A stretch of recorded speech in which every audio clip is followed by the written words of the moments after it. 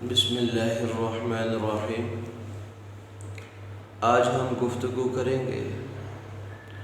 کہ دل میں غیر اللہ کی محبت کا ہونا، اللہ کی محبت کا کم ہونا، اللہ کے رسول صلی اللہ علیہ وسلم کی محبت کا کم ہونا۔ اللہ تعالیٰ نے انسان کے دل کو فطرتاً مائل ہونے والا بنایا ہے، محبت کرنے والا بنایا ہے۔ یہ دل یا تو حقیقی اور سچی، حلال اور پاکیزہ محبت میں گرفتار ہوگا،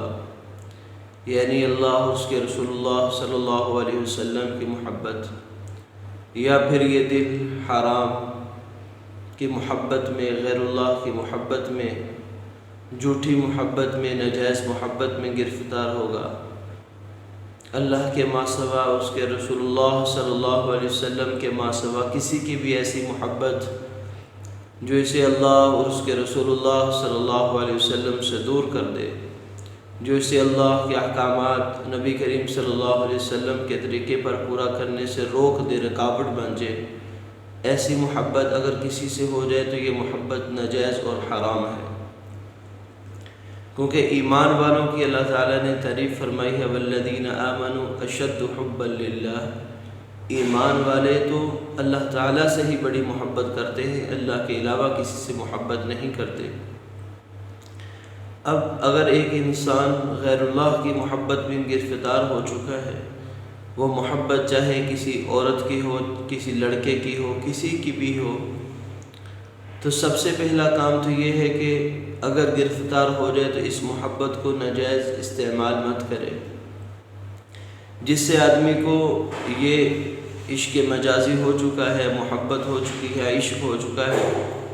اب شریعت کا تقاضا یہ ہے کہ اس آدمی اس عورت کی طرف نہ دیکھے، نہ اس کی بات کرے، نہ اس کی بات سنے، بلکہ ہر ممکن کوشش کرے اپنے آپ کو اس سے دور لے جانے کی، اپنے آپ کو اس سے بچانے کی۔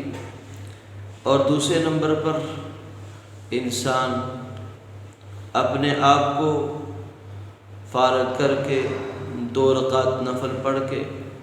خوشبو لگا کر ایک جگہ پر بیٹھ جائے اور 2 رکعت نفل پڑھ کے اللہ سے خوب رو رو کر دعا مانگے، یا اللہ میرا دل آپ کے ہاتھ میں ہے، یا اللہ میرے اس دل سے غیر اللہ کی محبت کو نکال دے، یا اللہ میرے اس دل میں اپنی محبت کو بسا دے۔ اب اللہ تعالیٰ سے جب آدمی رو رو کر دعا مانگے گا تو اللہ تعالیٰ ضرور اسے غیر کی محبت سے نکال دیں گے۔ اور اس کے ساتھ ساتھ 500 سے لے کر 1000 مرتبہ لا الہ الا اللہ کی تسبیح کرے۔ لا الہ الا اللہ میں تصور کرے کہ غیر کی جتنی محبت ہے، جو ناجائز اور حرام محبت ہے، وہ میرے دل سے نکلتی جا رہی۔ الا اللہ میں یہ تصور کرے کہ اللہ کی محبت اور اس کے رسول اللہ صلی اللہ علیہ وسلم کی محبت میرے دل میں پیدا ہوتی جا رہی ہے۔ ایسے ہی اللہ اور اس کے رسول اللہ صلی اللہ علیہ وسلم کی اطاعت پر کیا ملنے والا ہے اور ان کی روگردانی سے کیا نقصان اور وبال ہو سکتا ہے، ایسی کوئی بھی کتاب لے کر اسے پڑھنا شروع کر دے۔ ایسے ہی انسان تصور کرے، خلوت میں بیٹھے، تنہائی میں بیٹھے، اور اس بات کا تصور کرے کہ جس اللہ نے اس محبوب کو، اس معشوق کو اتنا حسن عطا فرمایا ہے کہ میں اس کے حسن میں گرفتار ہوتا جا رہا ہوں، یہ موصوف مجازی ہے، یہ مجازی معشوق اور محبوب ہے، جس کا اتنا حسن و جمال ہے کہ میرا دل اس کی طرف کھینچا چلا جا رہا۔ کیا کہنے اس محبوب حقیقی اللہ رب العزت کے ہیں، جس نے اسے بھی حسن بخشا ہے، جس نے ساری کائنات کو حسن بخشا ہے۔ اس اللہ سے اگر میں دوستی لگا لوں، اس اللہ کے حسن جمال کو اپنے دل میں بسا لوں، اور قیامت والے دن بھی اللہ رب العزت کا حسن و جمال نصیب ہوگا دیکھنا، تو اس مراقبے سے بھی انسان غیر اللہ کی محبت سے نکل سکتا ہے۔ ایسے ہی اپنے آپ کو اس بات کا عادی کرے، تصور کرے، مراقبہ کرے، محاسبہ کرے کہ میں اللہ رب العزت کے سامنے کھڑا ہوں، محشر کا میدان لگ چکا ہے،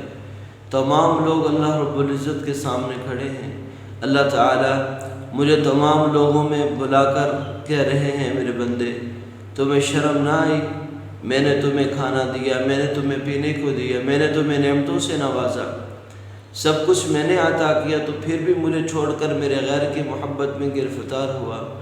اور میں انتہا درجے کی شرمندگی میں اللہ کے سامنے سر جھکائے کھڑا ہوں۔ تو اس سے پہلے کہ وہ دن آ جائے میں غیر اللہ کی محبت سے اپنے دل کو صاف کر لوں۔ تو یہ مختلف تدابیریں ہیں۔ کسی بھی آدمی کو اگر وہ غیر اللہ کی محبت میں گرفتار ہے نکلنے کے لیے کافی ہے، اگر صحیح معنوں میں صحیح یقین کے ساتھ ان باتوں پر عمل کر لیا جائے تو ضرور اللہ تعالیٰ اسے غیر کی محبت سے نکال دے گی۔ اب اگر اس آدمی نے غیر کسی کی محبت میں گرفتار تھا، نہ اس کی طرف دیکھا، نہ سنا، نہ بولا اس کو، اور اس سے اپنے آپ کو دور بھی لے کر گیا، اللہ کے حسن و جمال کا مراقبہ بھی کیا، اللہ کے سامنے کھڑے ہونے کا مراقبہ بھی کیا، اور لا الہ الا اللہ کا ورد بھی کیا، ذکر بھی کیا، اس کے باوجود بھی اگر اس کے دل سے محبت نہیں جاتی، اب صبر کرے۔ حدیث پاک میں آتا ہے جب آدمی کسی کی محبت میں گرفتار ہو جائے اور اس پر صبر کرے تو اللہ تعالیٰ اگر وہ اسی صبر میں انتقال کر جائے، اللہ تعالیٰ اسے شہداء کا ثواب عطا فرماتے ہیں۔ اللہ تعالیٰ ہم سب کو یہ بات سمجھنے کی توفیق عطا فرمائے۔ مع السلام۔